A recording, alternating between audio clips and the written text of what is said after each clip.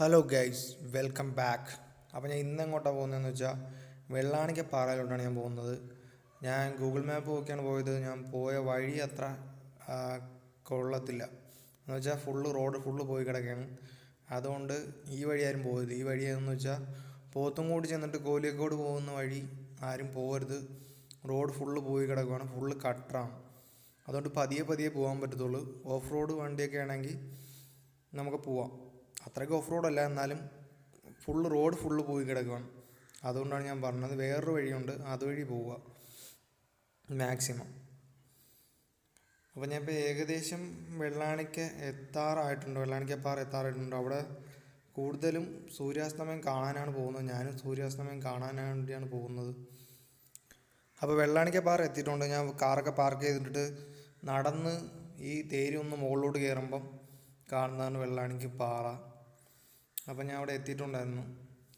ഈ തേര് നേരെ ചെന്ന് കയറുമ്പോൾ കാണുന്നത് ഒരു ക്ഷേത്രമാണ്. തിരുവനന്തപുരം ജില്ലയെ സംബന്ധിച്ച് പ്രധാനപ്പെട്ട 2 ക്ഷേത്രങ്ങളാണ് ഇവിടെ ഉള്ളത്. ഒന്ന് വെള്ളാണിക്കൽ ഭഗവതി ക്ഷേത്രവും ഒന്ന് ആദിവാസി വിഭാഗമായ കാണിക്കർ പൂജ ചെയ്യുന്ന ക്ഷേത്രവുമാണ്. ഇതാണ് വെള്ളാണിക്കൽ മുകളിലെ ആയിരവല്ലി ക്ഷേത്രം. തിരുവനന്തപുരം ജില്ലയിലെ അപൂർവ ക്ഷേത്രങ്ങളിൽ പ്രധാനപ്പെട്ടതാണ് വെള്ളാണിക്കൽ ഭഗവതി ക്ഷേത്രം. പാറമുകൾ ആയിരവല്ലി ക്ഷേത്രവും പരമ്പരാഗത രീതിയിലുള്ള ഗോത്രവർഗ തനിമ നിലനിർത്തുന്നതുമായ പൂജകൾ ഇപ്പോഴും മാറ്റമില്ലാതെ തുടരുന്ന ക്ഷേത്രങ്ങൾ കൂടിയാണ് ഇവ രണ്ടും.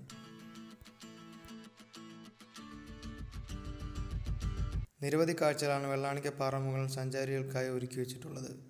തെളിഞ്ഞ കാലാവസ്ഥയാണ് എങ്കിൽ മലമുകളിൽ നിന്ന് നോക്കിയാൽ തെക്ക് പടിഞ്ഞാറ് ഭാഗത്ത് നഗരക്കാഴ്ചകൾ കാണാം. അത് കിഴക്ക് ഭാഗത്തേക്കാണ് നോക്കുന്നതെങ്കിൽ അറബിക്കടലിൻ്റെ വശത്തോടുകൂടി കോടമഞ്ഞ് മൂടിക്കിടക്കുന്ന പൊന്മുടിയുടെ ഭാഗവും നമുക്ക് കാണാം.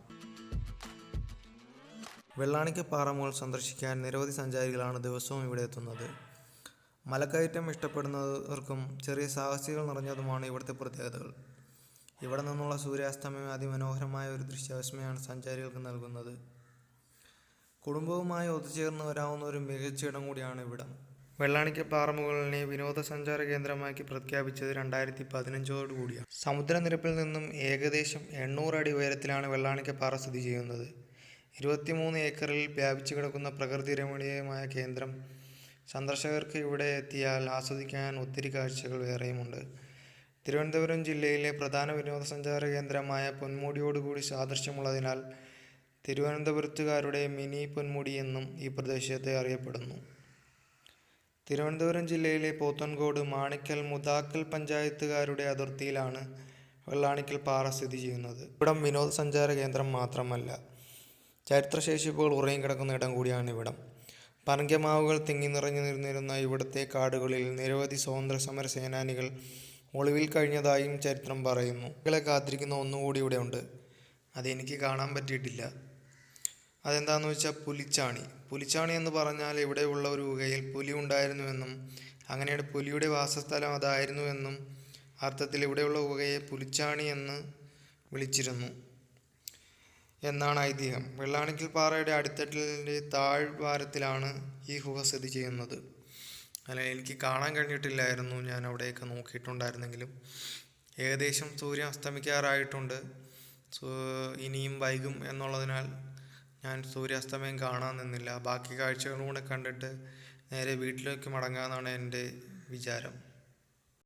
ഇതാണ് ഇവിടുത്തെ വ്യൂ പോയിൻ്റ് എന്നാണ് എനിക്ക് അറിയപ്പെടാൻ കഴിഞ്ഞത്. പക്ഷേ ഇവിടെ പൂട്ടിയിട്ടിരിക്കുകയാണ്. അതിനാൽ എനിക്ക് അതിനകത്ത് കയറാനോ വ്യൂ പോയിൻ്റ് കാണാനോ ഒന്നും പറ്റിയിട്ടില്ല.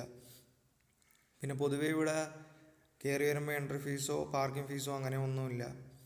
അപ്പോൾ ഇന്നത്തെ വീഡിയോ ഇപ്പോൾ ഇത്രയൊക്കെ ഉള്ളൂ. വീഡിയോ ഇഷ്ടപ്പെട്ടാൽ എല്ലാവരും ഒന്ന് സബ്സ്ക്രൈബ് ചെയ്യുക. ബൈ. അടുത്ത വീഡിയോ കാണാം.